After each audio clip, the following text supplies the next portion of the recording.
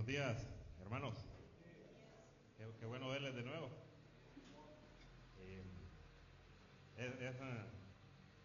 Es una gran verdad lo que el hermano dijo. Es un gozo eh, de todo creyente verse salvado, ¿verdad? Verse salvado. Es un gozo de todo creyente haber sido comprado, haber sido redimido. Es un gozo de todo creyente darse cuenta y en el pasado, al ver y revisar nuestra vida en la condición en la que estábamos, y hoy haber sido traídos por el Señor, haber sido traídos por Dios y haberlo puesto en las manos del Señor Jesucristo para que Él actuara esa salvación en su pueblo. Es un gozo, la alegría que se muestra en los rostros del salvo, en el creyente, obviamente para el impío, para el pecador, somos locos, ¿verdad? Pero le damos gloria a Dios, le damos las gracias a Dios por haber puesto su mirada en nosotros, por haber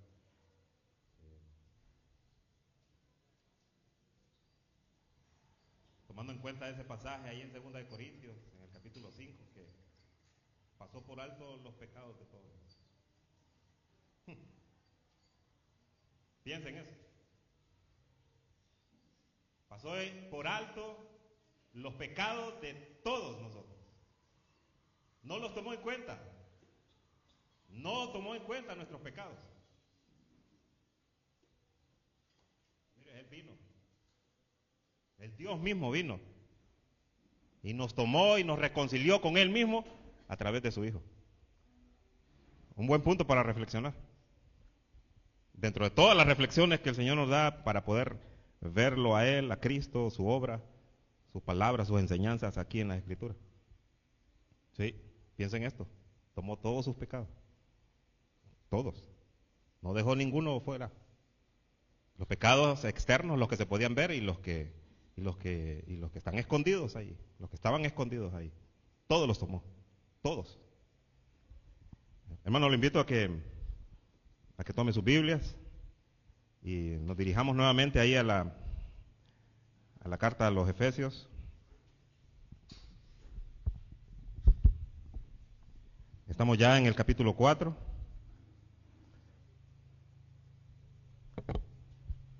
Hoy estaremos leyendo de los versículos 17 al 32.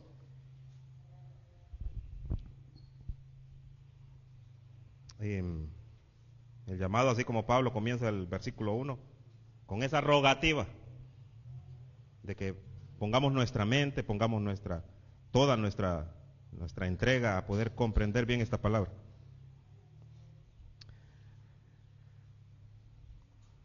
Dice el versículo 17: Esto pues digo y requiero en el Señor, que ya no andéis como los otros gentiles que andan en la vanidad de su mente, teniendo el entendimiento entenebrecido, ajenos de la vida de Dios por la ignorancia que en ellos hay, por la dureza de su corazón, en los cuales, después que perdieron toda sensibilidad, se entregaron a la lascivia para cometer con avidez toda clase de impurezas. Mas vosotros no habéis aprendido así a Cristo, si en verdad le habéis oído y habéis sido por Él enseñados, conforme a la verdad que está en Jesús.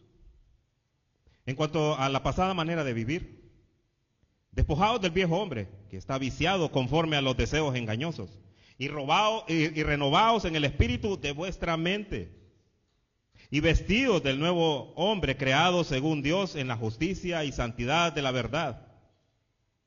Por lo cual, desechando la mentira, hablad verdad cada uno con su prójimo, porque somos miembros los unos de los otros. Airaos, pero no pequéis. No se ponga el sol sobre vuestro enojo, ni deis lugar al diablo. El que hurtaba, no hurte más, sino trabaje, haciendo con sus manos lo que es bueno, para que tenga que compartir con el que padece necesidad. Ninguna palabra corrompida salga de vuestra boca, sino la que sea buena para la necesaria edificación, a fin de dar gracia a los oyentes.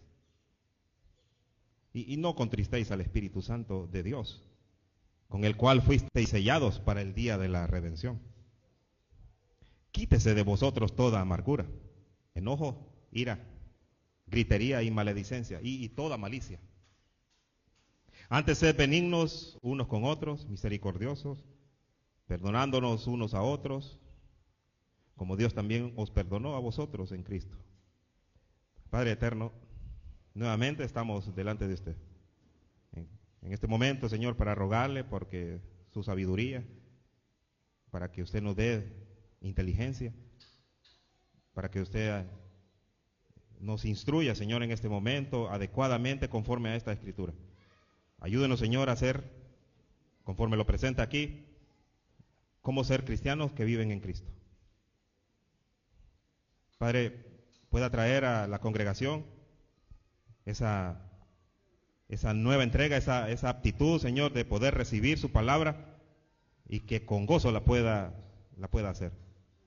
Padre, ayúdeme. Yo solo soy su depósito. Ayúdeme, Señor, a poder hablar con claridad y a ser fiel a su palabra, para la gloria de Cristo. En su nombre es que oramos. Amén. Hermano, la carta de los Efesios es una carta que está dividida en dos partes. Primero hablaba acerca de la vocación de la iglesia, es decir, la iglesia es iglesia en Cristo por Cristo mismo.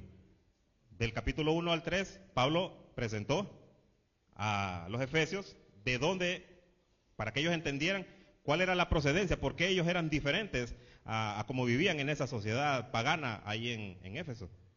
Y esa es una carta circular. Llegó primero ahí posiblemente, pero esa carta fue leída en el resto de las iglesias ahí en el Asia Menor. Pablo tiene la intención de que todo aquel creyente, de toda aquella persona que es cristiana, toda aquella persona que está unida al cuerpo de Cristo, sepa cómo fue que llegaron ahí. Así que Pablo les muestra a ellos esa doctrina de la redención en la cual tuvo el Dios Padre, el Dios Hijo y el Dios Espíritu Santo el trabajo de redimir al impío y al pecador. Pablo está entregando y termina, digamos, la primera parte con una oración en la cual él ruega ¿a quién? Al Dios Padre. ¿Para qué? Para que cada uno de nosotros, por lo menos, como a quien se estaba dirigiendo a él, a las iglesias ahí en el Asia Menor, a que todos ellos pudieran ser conformados en su mente conforme a las riquezas de la gloria, para ser fortalecidos, para ser esos nuevos hombres, pero en el interior de su espíritu, no en la mente en la cual de ellos venían, la procedencia de ellos. Y lo llevaba a que la petición de él era para que todos en una unidad, como es la iglesia, pudiesen tener y comprender y conocer al mismo tiempo todos, y estar a la misma estatura todos, acerca de ese conocimiento en todas las dimensiones, acerca del amor de Cristo, en todas las dimensiones. Y luego termina con esa alabanza: a Él sea la gloria, en la iglesia, en Cristo Jesús, por todos los tiempos, por todas las edades. Y termina con ese fabuloso y estruendoso amén, así sea, para que toda la iglesia asintiera con un amén. Así es cierto. Pablo, o la iglesia en Éfeso, o las iglesias de Asia Menor, sabían cómo hablaba Pablo, sabían cómo se expresaba Pablo, lo conocían. En algunas iglesias quizás no habían visto su rostro, como él lo dice allá en Colosenses, o la iglesia en Tesalónica. Pero por los pastores que sí lo conocían a él, ellos hablaban, prácticamente estaban imitando a Pablo en su forma de hablar, en las palabras que él utilizaba. Por eso es que esta carta, que si ustedes la han leído nuevamente, de 23 minutos, que se puede estar en esa lectura, hayamos pasado a leerla en 20 minutos, bueno, para que esta carta sea leída en todas esas iglesias, ese era el tiempo en la cual el lector la daba a conocer a los oyentes. Y ellos entendían, porque esta carta, o el Nuevo Testamento escrito en griego, pues ellos hablaban el griego, sabían el significado de cada palabra. Pero nosotros nos preguntamos, ¿y por qué se tardan los hermanos un montón de días para terminar esta carta? Es que esa es la interpretación. A nosotros nos toca interpretar que el uso de esas palabras en la antigüedad, cómo traerlas a nuestro español.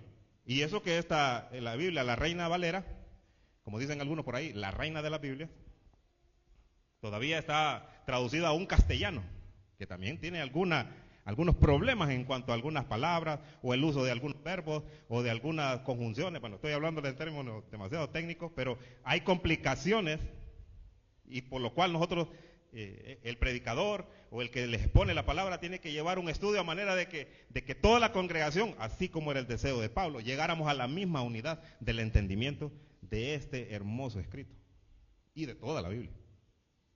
Y de toda la Biblia. Así que Pablo comienza en esta segunda parte a darle a conocer a la iglesia su procedencia, para empezar. ¿Cómo eran estos miembros de la iglesia antes de llegar a Cristo? Y es en esta parte en donde, a partir del capítulo 4 hasta el 6, Pablo comienza a enseñarles a todos los oyentes de aquellos tiempos cómo es la vida, o cómo fue la vida sin Cristo, o cómo es la vida sin Cristo de los que no están en Cristo en esa actualidad, y cómo es la vida con Cristo. Eso nos lleva entonces a que Pablo lo que quiere enseñarles es la responsabilidad que tiene el creyente ante ese llamado que Dios hizo como a los hombres, que Dios le hizo a los hombres para ser iglesia de Cristo. La intención de Pablo era marcar, que el creyente pudiese marcar una enorme diferencia, como cuando mira una moneda y le da vuelta a la otra, tiene que haber una diferencia. Si en una moneda hay un escudo y en el otro hay una cara, así tiene que ser la vida del creyente con respecto a la sociedad en la cual vive. Los creyentes ahí en Éfeso venían de unas creencias paganas, una atmósfera en la cual eso era increíble, la influencia que tenían del paganismo, y venir a Cristo, tenían que mostrar la diferencia en cómo ser cristiano de la vida en la cual vivían ellos, que era un paganismo. Y esta misma carta tiene el mismo significado para nosotros. Obviamente en la cultura y en la sociedad donde vivimos, quizás no teníamos esa influencia, o no tenemos esa influencia tan nutrida y tan pagana, y con esa atmósfera tan falsa que vivían ellos. Pero aún así debe haber una diferencia en cuanto a nosotros cómo creemos, porque debemos de andar de acuerdo a cómo creímos. Es el andar el que marca la diferencia de si es cristiano o no es cristiano. Hoy por hoy, alrededor del mundo hay una ciudad, en una nación, que se le llama la ciudad del pecado. Debe ser nuestras oraciones por esa iglesia que está ahí, la iglesia de Cristo que está ahí, porque está respirando el paganismo, está respirando el ateísmo, está respirando el gnosticismo, está respirando filosofías, está respirando todo lo perverso unido y sumado en una sola ciudad, en Las Vegas, Nevada. Es una ciudad del pecado, se llama. Así, y tiene el rótulo. Y ellos se sienten muy orgullosos de la ciudad en donde viven. Bueno, podemos transportarnos en nuestra mente qué es lo que está pasando la iglesia en ese lugar. Es tremendo. La influencia que esas personas tienen para distinguirse dentro del resto de las personas que viven en esa ciudad. La forma de vestir, la forma de hablar, la forma de pensar, la forma de actuar. Es que tiene que ser bien marcado.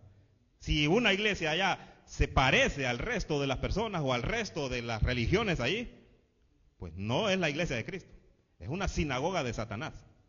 Por más que se llamen iglesia de Cristo. La iglesia de Cristo, mis hermanos, debe ser bien marcada porque es de Cristo. Y nosotros debemos de, a través de la lectura de la Escritura, debemos de buscar cómo es Cristo, cómo se presentó Cristo a los hombres, cómo se identificó Cristo como diferente a las autoridades que habían en los tiempos de Cristo, cuando Él vino. se marcó la diferencia. No solamente por los milagros que hizo, se marcó por esto, por la enseñanza, porque enseñó como alguien que tenía autoridad, como alguien que tenía autoridad. Así que Pablo nos enseña,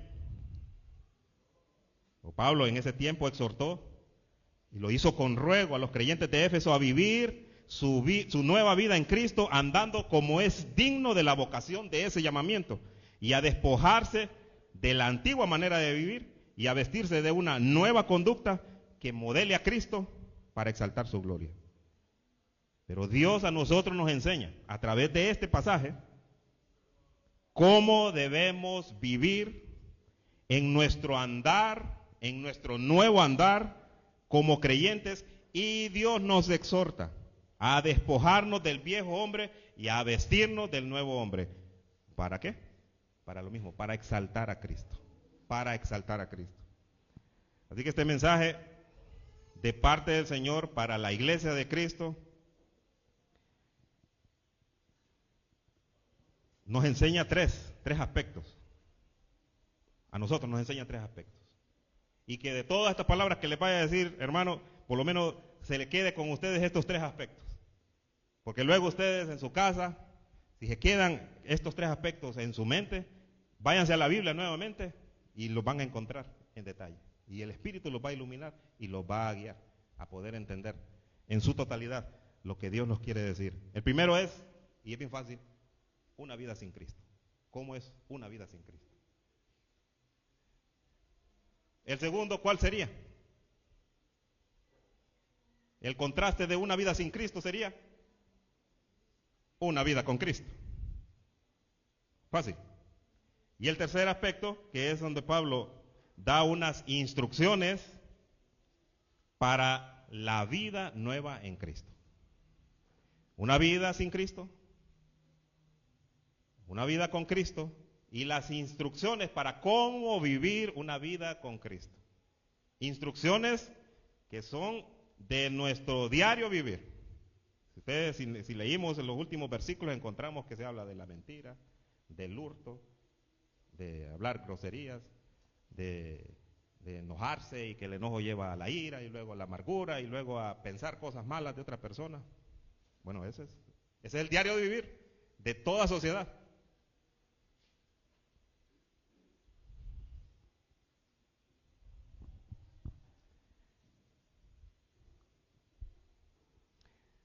Cuando Pablo habla de esta palabra,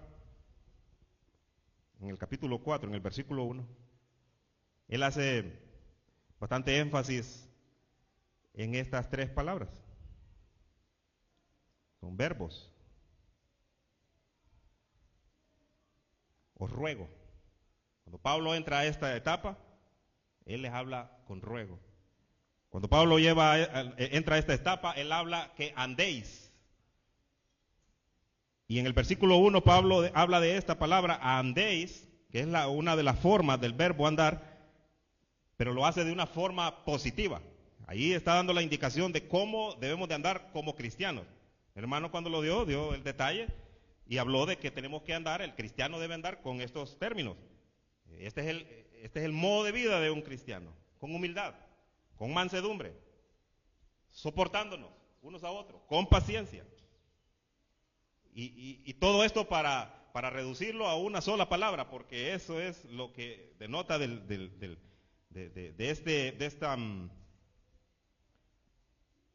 la persona de Cristo, en amor. Todo esto para andar en amor. Eso es lo que identifica la iglesia, que todos andamos en amor.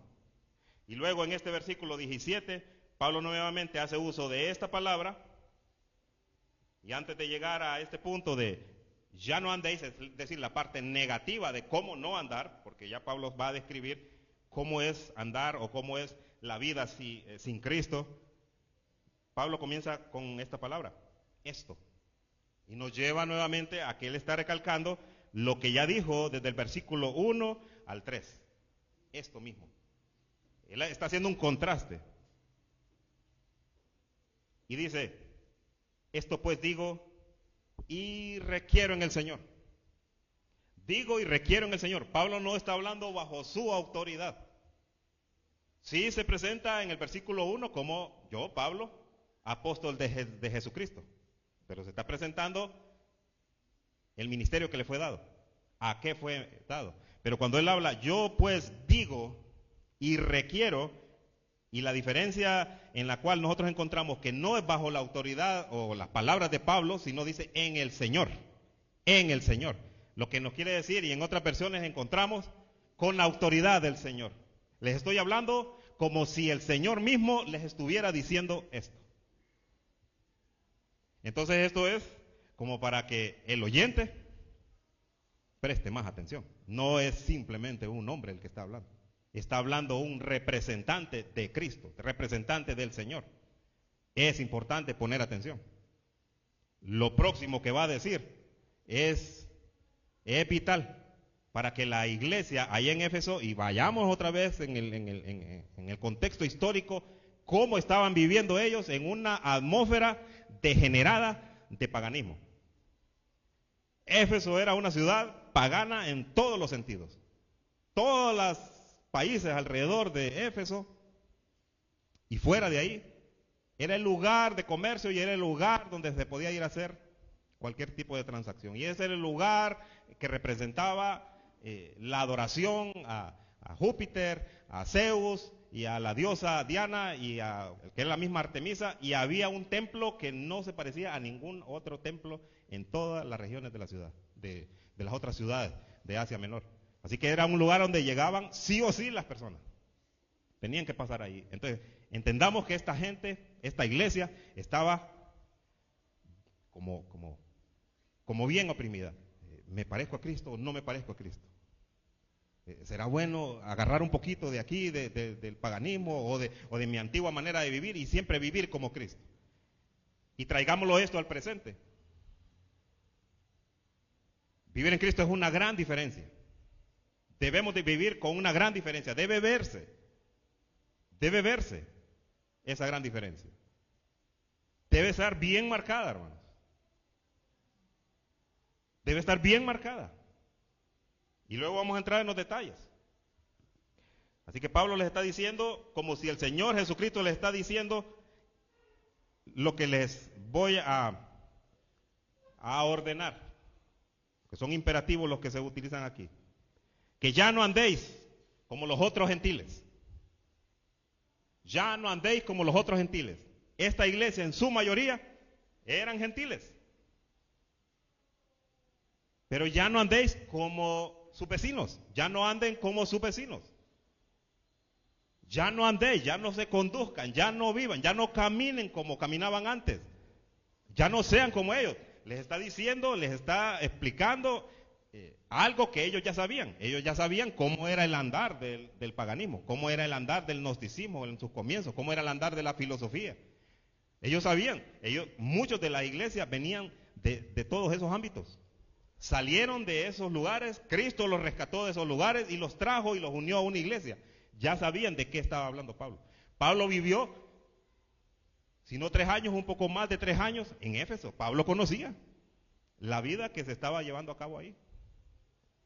Y Pablo no buscó un lugar pequeño para predicar a Cristo. Se fue a Éfeso. Se fue a eso. Se fue a una metrópolis. Y predicó el evangelio ahí.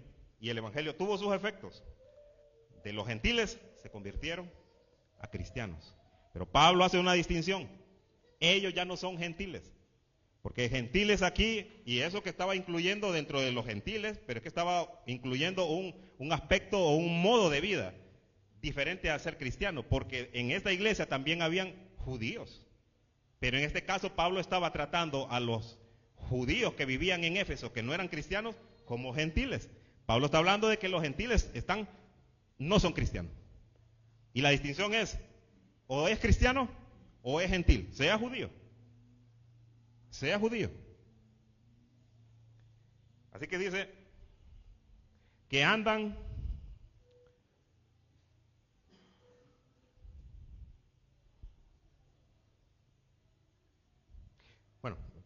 para tener una idea acerca de que Pablo no solamente a esta iglesia de Éfeso gira estas instrucciones, también Pablo Lo utilizó con varias otras de las otras iglesias. Una carta que le envió a los romanos también, a la iglesia en Roma. Dice en el capítulo 12, versículo 1 y 2, dice: por consiguiente, hermanos, os ruego por las misericordias de Dios. Pablo siempre ruega por todos ellos. Os ruego por la misericordia de Dios que presentéis vuestros cuerpos como sacrificio vivo y santo, aceptable a Dios, que es vuestro culto racional. Y miren aquí, vuelve a hacer esta exhortación. Y no os adaptéis a este mundo. No os adaptéis a este mundo, sino transformaos mediante la renovación de vuestra mente para que comprobéis cuál sea la buena voluntad de Dios, agradable y perfecta. Lo que Pablo quiere es que la iglesia ahí en Roma también, para poder vivir, para poder gozar y conocer esa buena voluntad de Dios, que es agradable y perfecta, había que hacer un cambio radical en su vida, de la vida que traían del mundo exterior y que vinieron así a Cristo, pero que tenían ciertos rasgos de su vida anterior. Pero para poder gozar de esa buena voluntad de Dios, que es agradable y perfecta, Pablo les está rogando que no se adapten, que cambien, que cambien. Y eso es un llamado para nosotros. Si nosotros realmente hoy queremos gozar de la buena voluntad de Dios, agradable y perfecta, no solamente porque la conozcamos en la Escritura, sino para vivir esa buena voluntad agradable y perfecta, hermano, Dios nos dice: no nos adaptemos, dejemos eso. Para gozarlo aquí, hermano. Hay una promesa que esa no la quita nadie. Pero la idea de Dios es que nosotros gocemos de su buena voluntad aquí en la tierra, agradable y perfecta, pero viviéndola totalmente y sumisamente a Él, a Cristo, al señorío de Cristo, si quiere gozarla.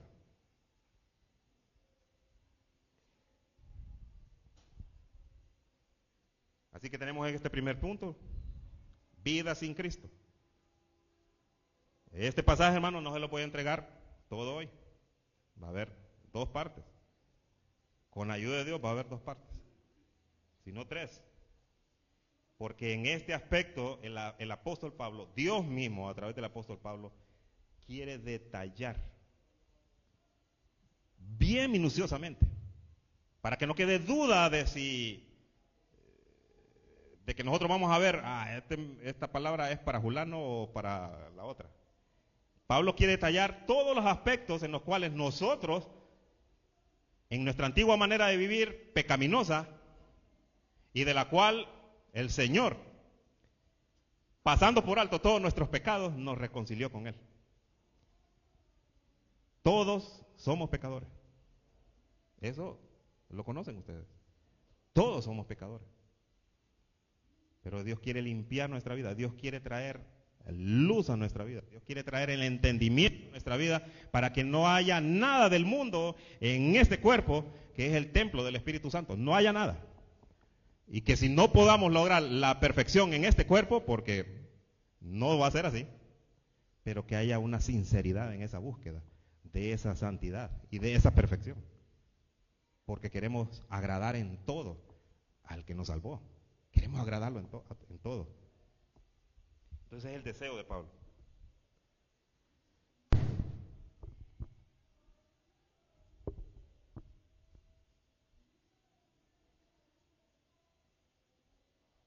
Y habla de este primer aspecto. ¿Cómo es una vida sin Cristo? Está en la segunda parte del versículo 17. Dice que andan en la vanidad de su mente. El imperativo, la orden que Pablo le está dando a ellos de parte del Señor Jesucristo, como si el mismo Señor Jesucristo les está hablando, es que ya no anden en la vanidad de su mente. Para nosotros la palabra vanidad, generalmente el uso que hacemos nosotros de la palabra vanidad es algo que, por ejemplo, las mujeres, los hombres lo miran en una mujer, o las mujeres miran a las mujeres, a otras mujeres y al hombre en su manera de vestir, por ejemplo. Mucho lujo. Y y conocen que de repente una persona tiene una excelente apariencia, pero cuando la escuchan hablar, no hay nada ahí. No hay nada de sabiduría ahí. Solo hay hermosura. En los dos aspectos.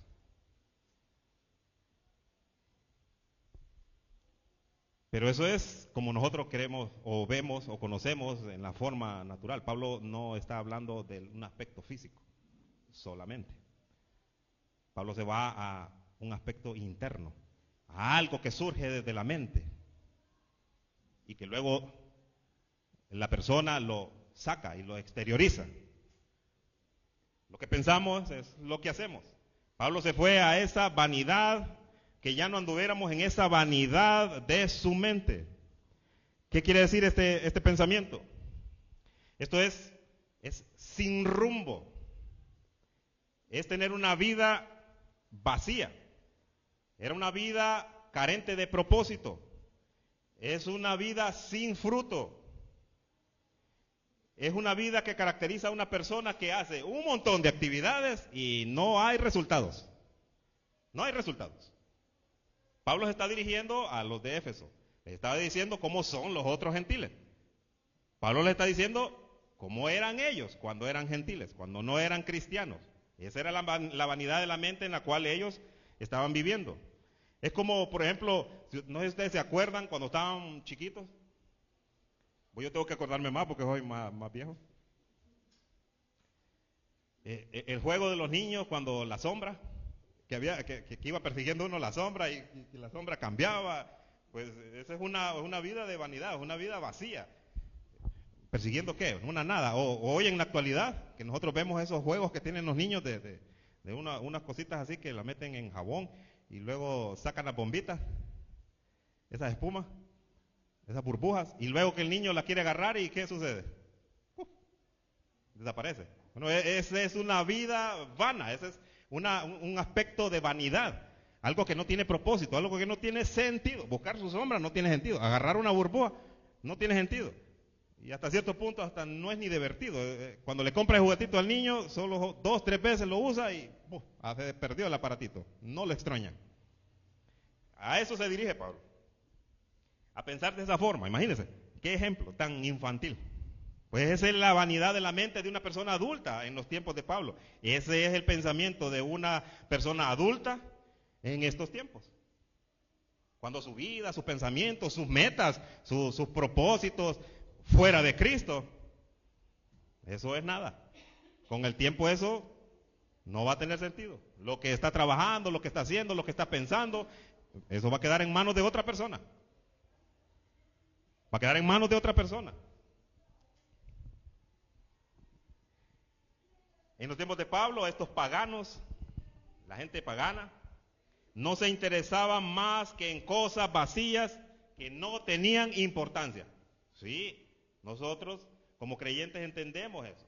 Una religión falsa, en toda su plenitud, si no confía en Cristo solamente, es vano todo lo que hace.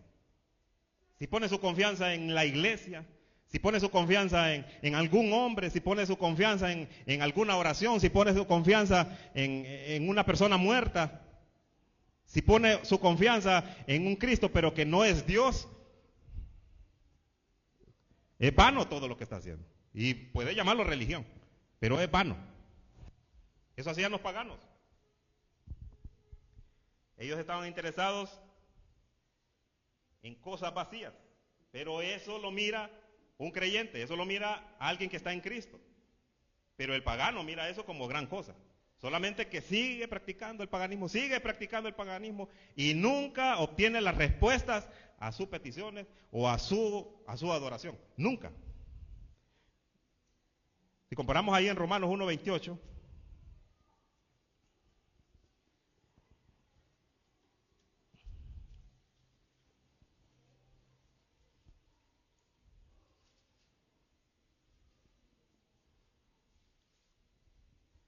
y quiero leerlo en otra versión, hermano, pero voy a leerle una Reina Valera que dice: y como ellos no aprobaron tener en cuenta a Dios, miren el principio, Dios los entregó a una mente reprobada para hacer cosas que no convienen. Se lo voy a leer en una versión que es bien clara. Por pensar que era una tontería reconocer a Dios, Él los abandonó a sus tontos razonamientos y dejó que hicieran cosas que jamás deberían hacerse. Fuera de Dios, fuera de Cristo, son tonterías lo que hace la gente. Son tonterías. Esta palabra vanidad, allí en el Antiguo Testamento, era usada y se traduce, digamos, esta palabra en el hebreo como lo que no es. Vanidad se traduce como lo que no es. Es decir, todo lo falso, lo irreal. Y tiene el sentido, al utilizar esta palabra, cuando utilizaban esta palabra, tiene el sentido que cuando los escritores la usaban, el resultado a lo cual ellos estaban dirigiendo en la enseñanza era que la persona que era vana, seguro, 100% iba al fracaso. Seguro. Lo vemos ahí en el Salmo 42:2. Y dice, hijos de los hombres, un llamado de atención. Y hace una pregunta, ¿hasta cuándo volveréis mi honra en infamia? ¿Amaréis la vanidad y buscaremos la mentira? Mire qué pregunta esa. ¿Hasta cuándo? El sentido del salmista aquí está diciendo, se están muriendo. Me están dejando a mí, se están muriendo. Su resultado es muerte. ¿Hasta cuándo van a dejar de acercarse a mí? ¿Hasta cuándo van a dejar de adorarme a mí? ¿Hasta cuándo ustedes necios van a seguir en sus propios razonamientos solo para morir? La idea del uso de esta palabra es lo que no es, y el sentido es que cuando va a acabar el trabajo de una persona que es vana, es hacia el fracaso. Ahora, en el Nuevo Testamento, dice un profesor del seminario que podemos usar algunas veces alguna palabra en griego, pero no todo el tiempo. Quizás ahí nos aprendemos un poquito. Mataitotes. Es que lo hago yo para practicarme. Pero es vanidad, vanidades. Y esta palabra solo aparece 3 veces. Y como dijo el hermano David, si lo queremos comprobar, tenemos que leer todo el Nuevo Testamento para encontrar esas 3 veces. Solo aparece 3 veces. Aparece la primera vez aquí en Romanos 8:20, vamos a ir ahí porque vamos a comprobarlo. Ya les hice el trabajo a ustedes. Romanos 8:20, donde aparece el uso de vanidad. Dice, porque la creación, miren, fue sujeta a vanidad, no por su propia voluntad, sino por causa del que la sujetó en esperanza. Aquí nos habla en el contexto de esa revelación de la gloria de Dios a través de los creyentes, en las cuales Dios pues los redimió. Y luego aparece también aquí en la segunda vez, aquí en Efesios 4:17 y vamos allí a segunda de Pedro 2:18, donde el apóstol Pedro utiliza esta palabra de vanidad, ya que se refiere a cierto punto, atraídos por esa palabrería de alguien que lo único que tiene es algo vacío. Así que en estos 3 pasajes, la idea que nos da es que no hay resultados en lo que se espera a causa del pecado. ¿Verdad que no? No hay resultados. Un resultado bueno, pues. El resultado malo a causa del pecado o vivir en el pecado, ¿cuál es? Es la muerte. No hay una causa positiva, es la idea que nos da. No hay una causa positiva para aquellos que viven en el pecado. También la otra idea que nos da es que no hay resultados en los esfuerzos intelectuales y morales. Y también en Pedro, la idea que nos da es que no hay resultados en el hablar con palabras elocuentes, altisonantes, pero estas palabras son vacías. Hay una falta de propósito. La característica de esto es que son inútiles al vivir en la vanidad de la mente. Es estar vacío. Así que En síntesis, como dice un profesor, la vanidad de la mente no habla de otra cosa más que en esto, hermanos. Es vivir en un espejismo, en algo que no es real, en algo que no es real. Ahora, ¿cómo sucede esto? ¿Cómo es una persona que vive en la vanidad para encontrar ese contraste? Es que es una persona que no tiene el Espíritu de Dios, es una persona que no tiene a Cristo. Una persona que vive en vanidad, ese es lo que es la diferencia. No vive Cristo, no está en Cristo, no tiene el sello del Espíritu Santo. Pablo nos dejó bien claro en el primer capítulo acerca de la función del Espíritu Santo en la regeneración del creyente. ¿Cuál era? Por medio del Espíritu Santo somos sellados, por medio del Espíritu Santo somos introducidos, somos marcados como propiedad de Dios, pertenecemos a Dios. Y como en los términos que utilizan positivamente, somos poseídos por Dios. El único del cual nosotros debemos de ser poseídos es por Dios. Y eso es a través del Espíritu Santo. Ahora en el versículo 18 está esta frase que suena como trabalengua. Teniendo el entendimiento entenebrecido. Teniendo el entendimiento entenebrecido. Usted se va a preguntar, ¿qué querrá decir eso?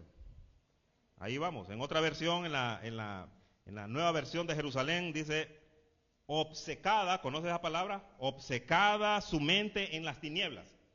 ¿Conoce esa palabra, obcecada? Obcecada, vos sos un cipote obcecado. Ah, qué hombre tan obcecado. Ah, qué mujer tan obcecada.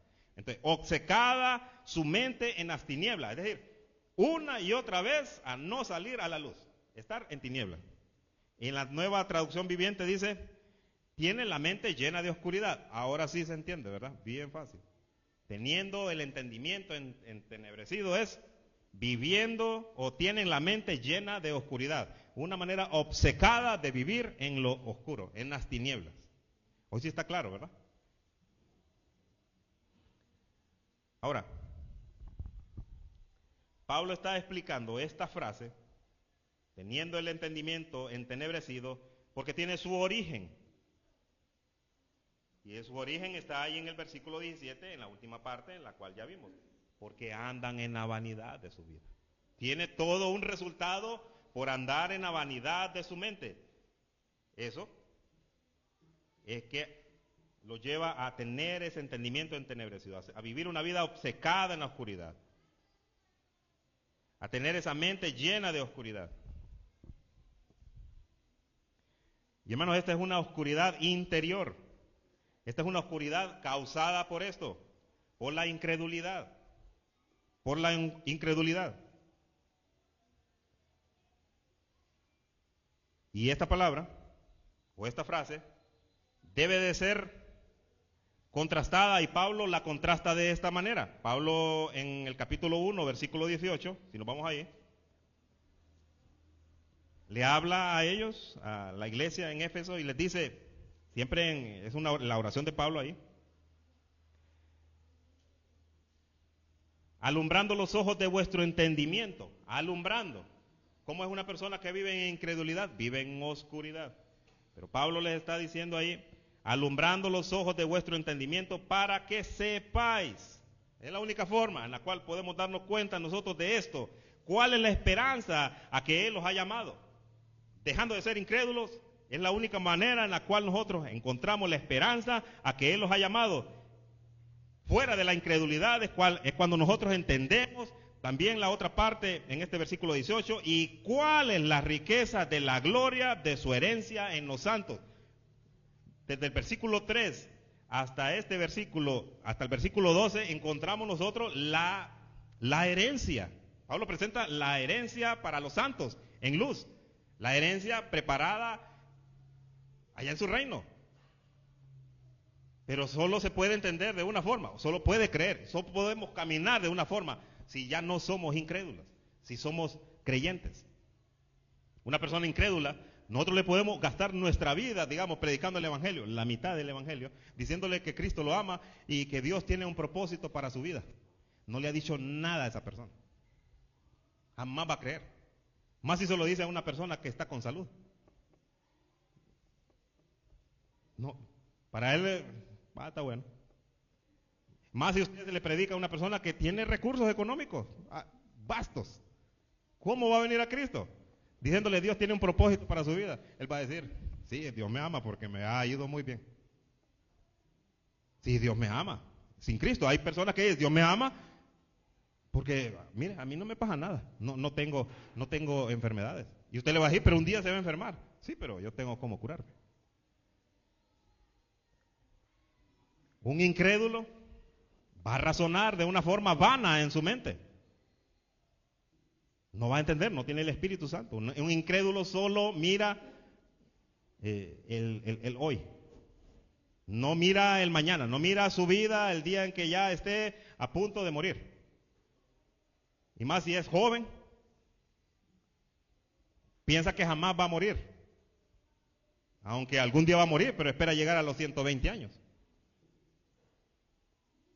Hoy allá en Estados Unidos hay un joven, anda como en los 25 años, millonario, muchacho, él heredó de su papá, 25 años, pues, no fue trabajando. Pero él está gastando millones en médicos y en tratamientos y en algunos asuntos. No es que está enfermo, pero es que él quiere llegar a los 200 años. Mire la vanidad de la mente de esta persona fuera de Cristo. ¿Y qué tal si lo logra? ¿Y después de los 200 años? Para nosotros, ¿cuál sería el consejo? Vas para el infierno, papá. Señor, porque ya llegando a los 200 ya está grandecito. Ese es vivir una vida en la vanidad de la mente. Luego, esa vida en la vanidad de la mente, ¿qué hace? Se tiene el entendimiento entenebrecido. No hay claridad, no hay luz. Anoche con los caballeros estábamos haciendo un ejemplo acerca de las lombrices. Cuando uno escarba un lugar fresco y salen las lombrices, ¿qué es lo primero que miran ustedes de esas lombrices? Que ligeritos se vuelven a enterrar. ¿Por qué? Porque les afecta la luz. El incrédulo le afecta la luz. Cuando uno le lleva el evangelio, lo rechaza y lo rechaza y lo rechaza. ¿Por qué? Porque tienen el entendimiento entenebrecido. No quieren ir a la luz. ¿Por qué? Porque a las lombrices les gusta la oscuridad. Es ahí su ámbito de vivir. Así es el incrédulo. Le gusta vivir en la oscuridad. Eso es lo que Pablo le está diciendo a los efesios, pero él le está haciendo una comparación de cómo era su vida y que cómo es la sociedad en los días de los efesios, en la actualidad de ellos ahí, cómo vivían los demás. O sea, le estaba diciendo esto como para, no vuelvan ahí, no vuelvan ahí. Y si hay algunos rasgos que ellos habían traído ahí a la iglesia, él más adelante nos dice en los siguientes puntos a cómo despojarse. Como despojarse de aquello que trajeron. Así es con nosotros hoy. Cuando vinimos a Cristo, hermano, no sucedió una cosa maravillosa como que ya no hay pecado, que ya no hay ningún mal hábito en nosotros, que ya no nos enojamos, ya no mentimos, que ya no robamos, que ya no matamos con la mente. No. Traemos todas esas cosas. Acuérdense que el estilo de vida antes, y que nosotros mismos somos los culpables de haber alimentado nuestra mente y alimentado todo nuestro accionar en el pasado antes de Cristo, nosotros somos los culpables. Toda una vida. ¿Se imagina una persona que venga a Cristo a los 60 años? ¿Cómo tiene que luchar ese hermano?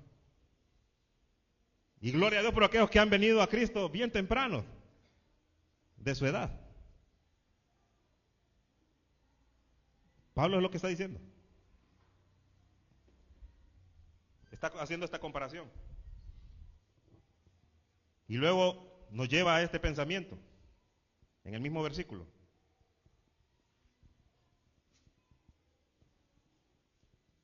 Luego el resultado de tener esa vida, esa vanidad de su mente, el resultado es que tienen el entendimiento entenebrecido y luego se profundizan más acerca de esta posición, es ajenos de la vida de Dios. Ajenos de la vida de Dios. ¿Qué es ajeno de la vida de Dios? ¿Qué es ajeno? Para nosotros ajeno es algo que no es de nosotros. Eso es lo que pensamos nosotros. Ajeno. No, ¿y eso es tuyo? No, eso es ajeno. No, la idea que el apóstol Pablo nos está dando ahí con esta palabra ajeno del griego no es una cosa que no es de nosotros, es una cosa que está separada, que está lejos. Pablo está diciendo que vagan lejos de la vida que Dios ofrece. Lo que está diciendo es que les está diciendo Pablo a ellos es que no sean participantes, que más bien ellos sean extraños, que ellos se alejen de esa vida que tenían, que ellos se separen de esa vida. ¿Por qué? Porque ellos, ajenos de la vida de Dios, ellos vagan fuera y lejos de la vida que Dios ofrece. Pablo aquí hace una referencia a la caída del hombre.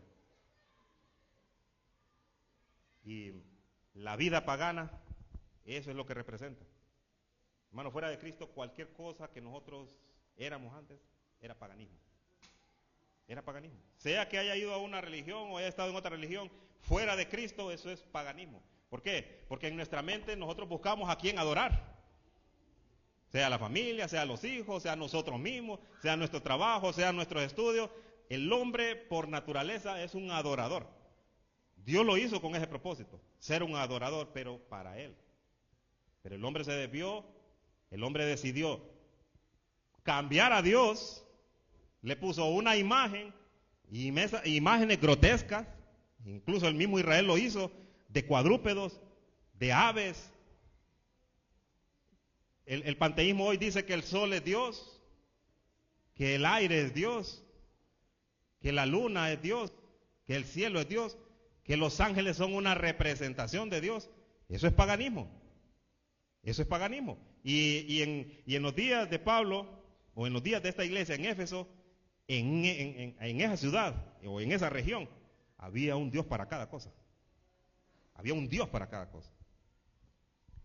Así que miren,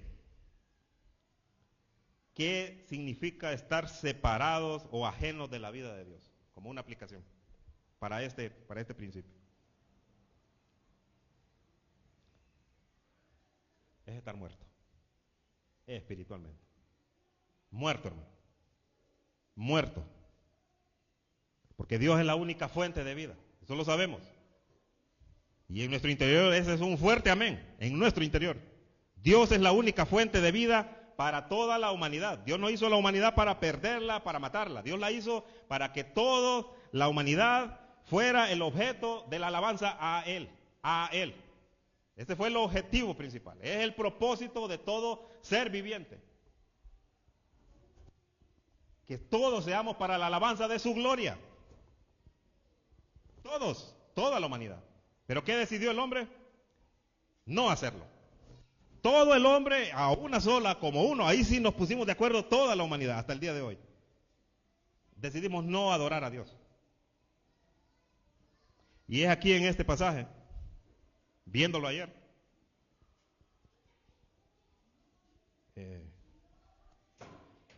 ese pasaje me destrozó, hermanos.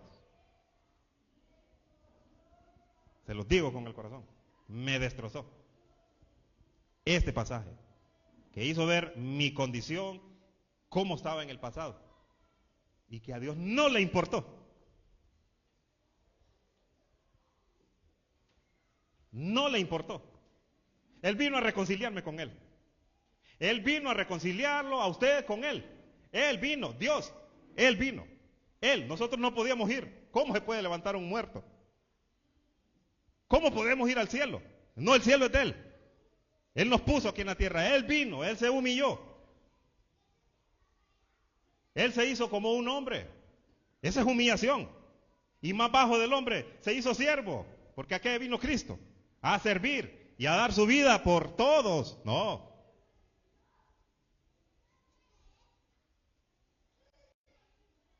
Él vino. Dios mismo bajó. 2 Corintios capítulo 5, hermano. Vamos ahí. Y mi deseo, como el apóstol Pablo, les ruego que ustedes, allá en la intimidad de su hogar, caigan de rodillas y se postren al Dios Todopoderoso, que los reconcilió con Él mismo. Vamos a leer desde el versículo 17 hasta el 21.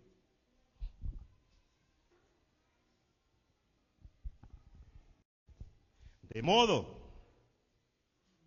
modo que si alguno está en Cristo, nueva criatura es.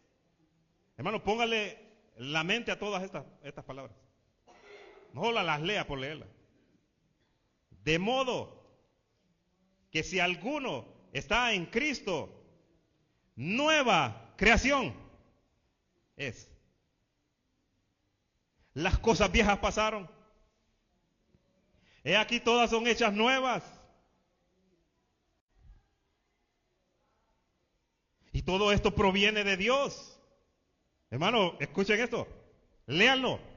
Todo esto proviene de Dios. Nos excluye. De la reconciliación, nos excluye a nosotros. Porque todo esto proviene de Dios. ¿Quién nos reconcilió consigo mismo? Por Cristo. Por Cristo. Y incluye con esta palabra, con esta frase, se incluye Pablo y incluye a toda la iglesia, a sus lectores. Dice, y nos dio, no solo al clan de los apóstoles o al clan de los pastores o ancianos, no, incluyó a toda la iglesia, nos dio, a usted hermano, a mí, a todos como una unidad, nos dio, miren, el ministerio de la reconciliación. ¿Cuál es ese ministerio? El ministerio de la reconciliación. El evangelio, hermano. ¿Lo tiene claro? A todos. De modo, si alguno está en Cristo. Pero esa no es la parte que me destruyó a mí. Eso yo la tengo bien claro, hermanos.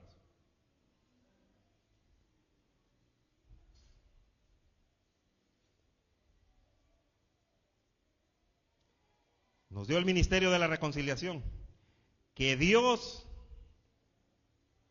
esta es la descripción de ese ministerio, que Dios estaba en Cristo. Aquí bota toda teoría de que Cristo no es Dios.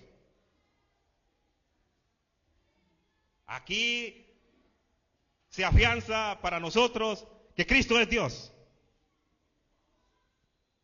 reconciliando consigo al mundo. Reconciliando consigo al mundo. Aquí esto.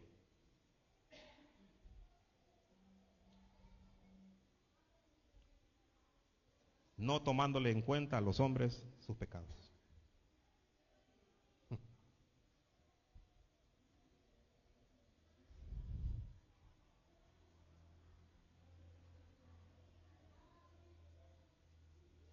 ¿Se da cuenta? ¿Ha pensado en esto? ¿Se da cuenta que su vida cristiana, que su vida, nueva vida como creyente no es cualquier cosa? ¿Se da cuenta que cualquier excusa que pongamos nosotros para no desarrollar el ministerio de la reconciliación de Cristo no tiene valor?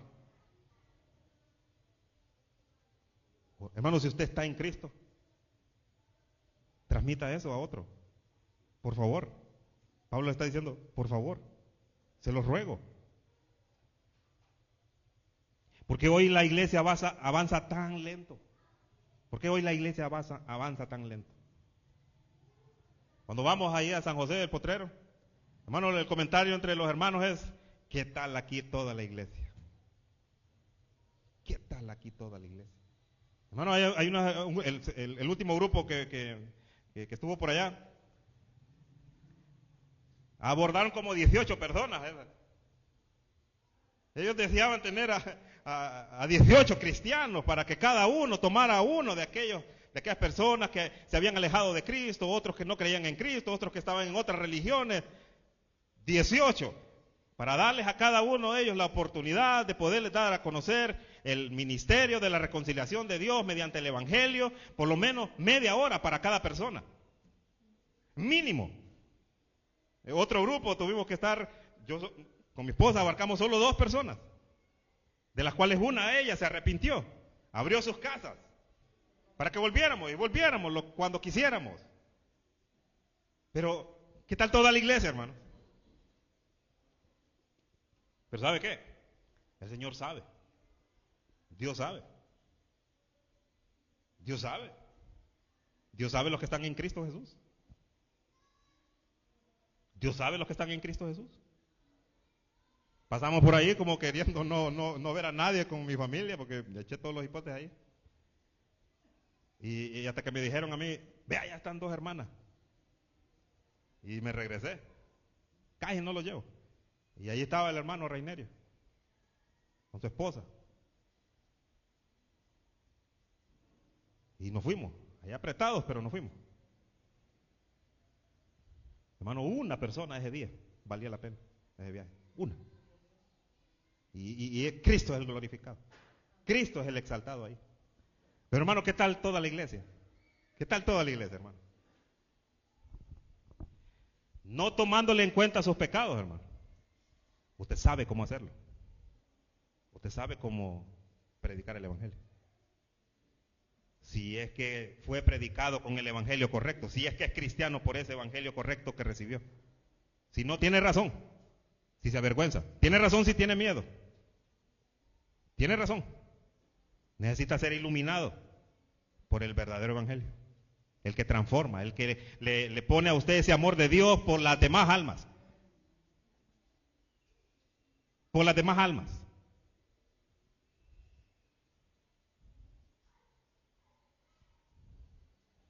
Nos encargó, Pablo vuelve a repetir en este pasaje, y aquí me voy a quedar hoy. Y nos encargó a nosotros, vuelve Pablo a la carga, y nos encargó a nosotros la palabra de la reconciliación. Nos encargó, hermano, ¿la leyó ahí? ¿En su Biblia? Nos encargó, eso es un asunto personal. Cada quien que lea ese pasaje se lo está diciendo personalmente. El que no puede leer, escúchelo de mi voz. Nos encargó el ministerio de la reconciliación. Gran responsabilidad. Vamos a dar cuenta por eso, hermanos. Vamos a dar cuenta por eso. Así que, vuelve Pablo a la carga. ¿Y en qué nos convierte Dios a nosotros por tener a cargo el ministerio de la reconciliación? Embajadores. Somos embajadores. No nos pagan por eso ahorita, hermanos. No espere pago aquí. Eso está allá. Y usted quiere recibir todo allá. Haga un trabajo aquí primero. Somos embajadores, así que somos embajadores. Miren, qué hermoso esto. Miren, en nombre de Cristo. No en nombre de una religión, no en nombre de una iglesia, no en nombre de un paganismo, no en nombre de nuestras propias ideas, no en nombre de nuestro trabajo, no en nombre de otra persona, en nombre de Cristo. Somos embajadores. Embajadores de Cristo. Y mire esto otro. Y al ir y al hacerlo, Pablo dice, como si rogase por medio de nosotros. Dios, al hablar y al abrir nuestra boca y compartir el evangelio, es Dios mismo rogándole al impío y al pecador, en el nombre de Cristo, reconciliados con Dios. Arrepiéntanse.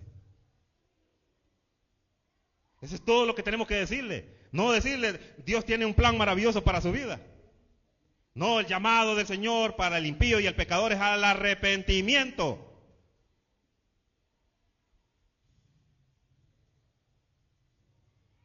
Al arrepentimiento.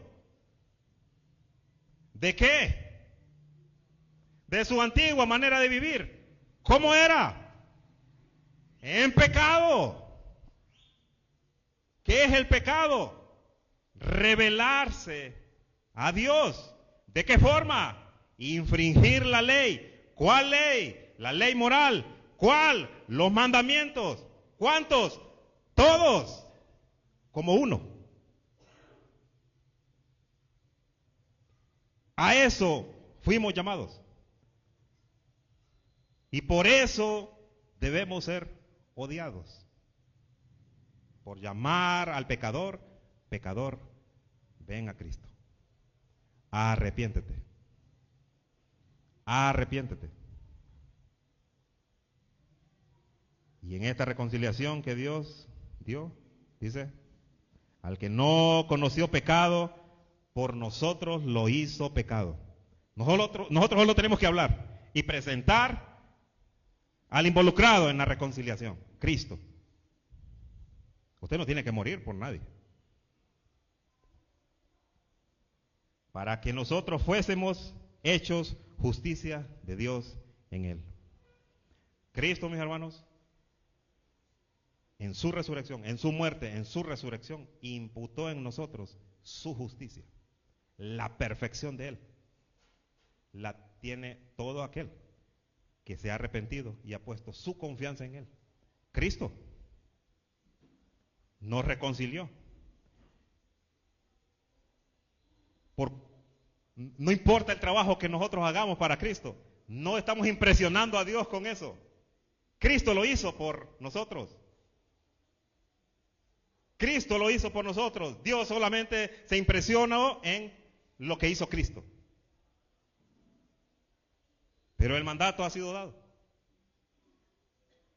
Hermano y mi amigo, cada vez que usted escucha el Evangelio y lo rechaza y no cambia su antigua manera de vivir, usted está viviendo en la vanidad de su mente todavía.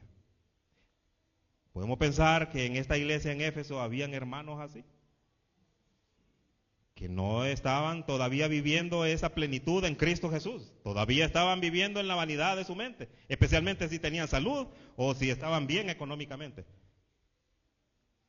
Podemos pensar que estas personas tenían hasta cierto punto el entendimiento entenebrecido porque no querían que Cristo revelara toda la suciedad y toda la oscuridad de su vida. Pablo les está haciendo el llamado a esta iglesia, por lo que quizás en el informe que le dieron a él, había miembros de la iglesia que asistían a la iglesia, pero que todavía estaban en la condición de impíos y pecadores. Y se notaba por su comportamiento, se notaba por las palabras infladas como hablaban, se notaba por la elocuencia de sus palabras, pero que al final no se entendía nada. Espero que me entiendan, hermano. Y espero que conozcan y comprendan esa palabra que el Señor nos ha dado hoy. Hermano, esta es una iglesia pequeña. Y miren la gracia de Dios. Ha dotado a verdaderos hombres que enseñan la Escritura. Todos deberíamos de sentirnos dichosos y agradecidos con Dios, porque se está enseñando sana doctrina en este lugar. Puede ser una iglesia pequeña, pero es un gran luminar en medio de una sociedad en la cual incluso en algunas iglesias de porte evangélico no se está enseñando Cristo, no se está enseñando el Evangelio, no está induciendo al pueblo, a toda la iglesia a ir y predicar el Evangelio. Agradezcamos eso, hermanos, de Dios, y aprovechemos esa oportunidad. No seamos como la iglesia, esa misma allá en Apocalipsis. No olvidemos el primer amor, no dejemos ese primer amor. La reflexión que estaba haciendo el hermano, acordémonos cuando Dios nos derramó su gracia sobre nosotros y fuimos salvos. Recordemos ese punto. Y en ese amor que nosotros sentimos, que queríamos hablarle a todo mundo de Cristo, volvamos a ese primer amor, volvamos a esa pasión. Los nuevos creyentes todavía están viviendo en ese enamoramiento ahorita. Así es. Pero los que ya tienen un tiempo, bastante tiempo, pero que han dejado su ministerio, el cual Dios se los dio, porque no están muertos, vuelvan. Porque tiene que dar cuenta hasta el final de sus días si usted ha dado evidencias de su fe hasta el final. Sea como Pablo, imitemos, porque Pablo imitó a Cristo. Hermano, llévese este pensamiento. Y lléveselo y póngaselo ahí y razone con esto, porque es la palabra de Dios. ¿Cuáles son las evidencias que demuestran su fe? ¿Cuáles son las evidencias que van a presentar acerca de su fe? ¿Cuáles son sus marcas de que usted es un cristiano? ¿Cuáles son sus marcas de que a usted lo han rechazado, de que lo han golpeado, que lo han escupido, que lo han orinado? ¿Cuáles son esas evidencias? ¿Está listo para presentar esas evidencias de que es cristiano? De que usted sigue a Cristo, que usted es un embajador de Cristo, que usted va a morir por Cristo hasta el final predicando ese evangelio. Muestre esas evidencias, pero no a mí, al impío y al pecador, a Dios que lo creó, a Dios que lo escogió, a Dios que lo salvó por medio de Cristo, al Espíritu Santo, si es que tiene el Espíritu Santo morando en ustedes. Dejemos de ser cristianos nominales, seamos practicantes. Seamos practicantes. Si el día que se convoca para ir a predicar a San José y solo hay un carro y está toda la iglesia, hermano, ahí hay buses aquí en el pueblo. En una carrera uno va a buscar un bus. Pero vayamos. Vayamos. Se está en ese lugar, Dios va a establecer una iglesia de sana doctrina. Créalo. Porque Dios ama a su iglesia. Y Él la va a rescatar en el lugar donde esté. Porque pasó por alto todos sus pecados también. Póngase de pie, hermano. Por favor.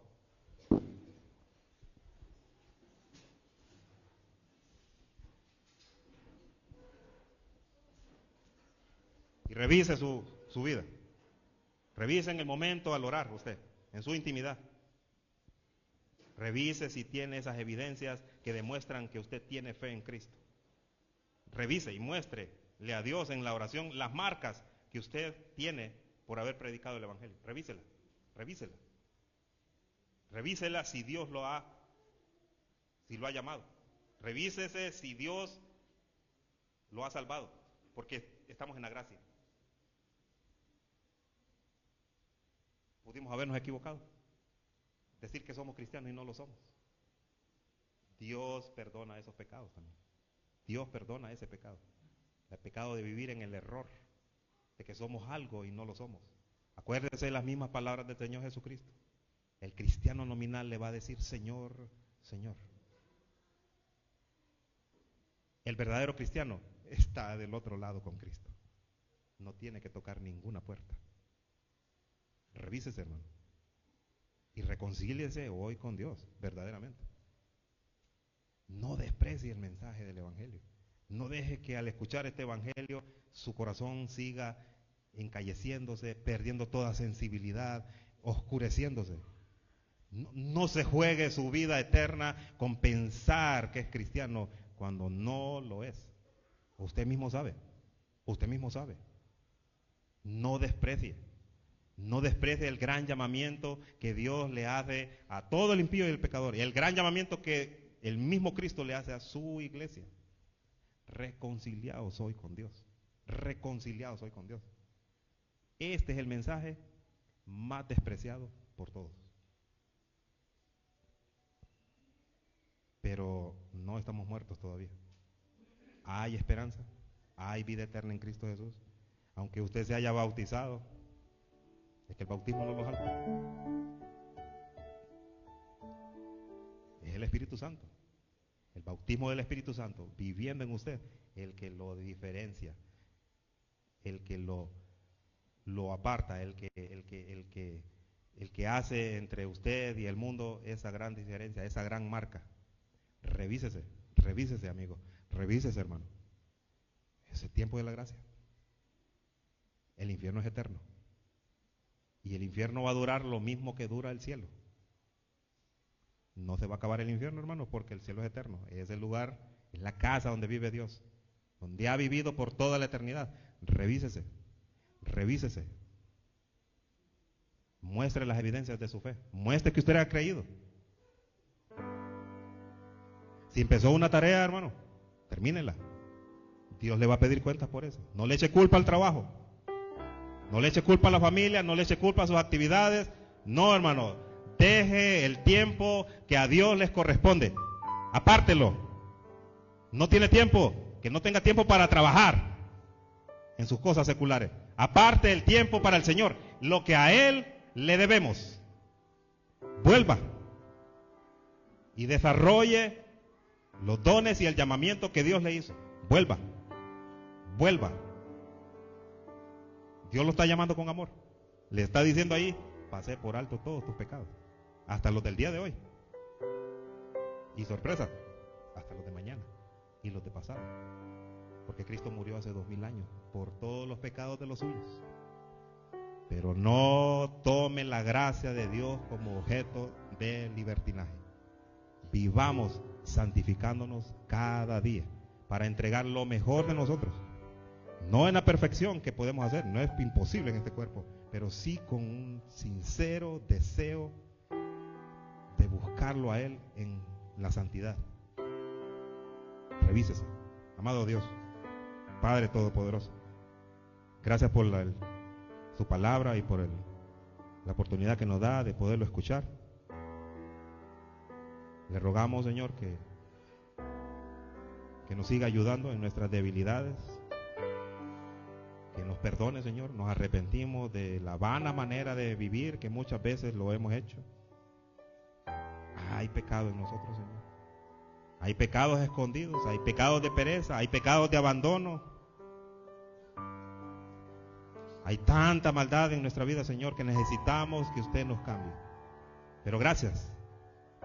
Gracias sean dadas a usted porque usted nos reconcilió en Cristo Jesús. Gracias. Y hoy ofrece también esa reconciliación a sus oyentes. Gracias, Padre. Porque usted es Dios paciente, es misericordioso, es lento para la ira y es grande en misericordia. Gracias, Padre. Ayude a su iglesia, Señor. Ayude a mis hermanos, a mis amigos aquí presentes. Ayúdelos, Señor, bendígalos. Le ruego, Padre, que su Espíritu los ilumine, que pueda traerlos a ellos convicción de pecado, para que puedan ir a usted, Señor, con esa libertad que usted nos ha dado a través de Cristo, de poder pedirle perdón, de poder arrepentirnos de nuestra antigua manera de vivir y dejarnos ser llenos del Espíritu Santo para convertirnos nuevamente en un nuevo hombre, una nueva criatura. Padre, gracias. Ayude a cada uno de mis hermanos, de estas personas que están aquí, hombres, mujeres y niños, jóvenes. Ayúdenos, Señor, y ayude a esta iglesia a que podamos ser ese luminar en medio de esta comunidad, para que de aquí, Señor, seamos ejemplo para las demás congregaciones de poder distribuir y dar a conocer ese ministerio de la reconciliación, que es el Evangelio de Cristo, de salvación al perdido, al pecador, al degenerado. Que hay esperanza en Cristo, que Cristo salva y seguirá salvando hasta que Él venga. Padre, gracias por todo. Gracias por escucharnos y tenernos paciencia. En el nombre de Jesús. Amén.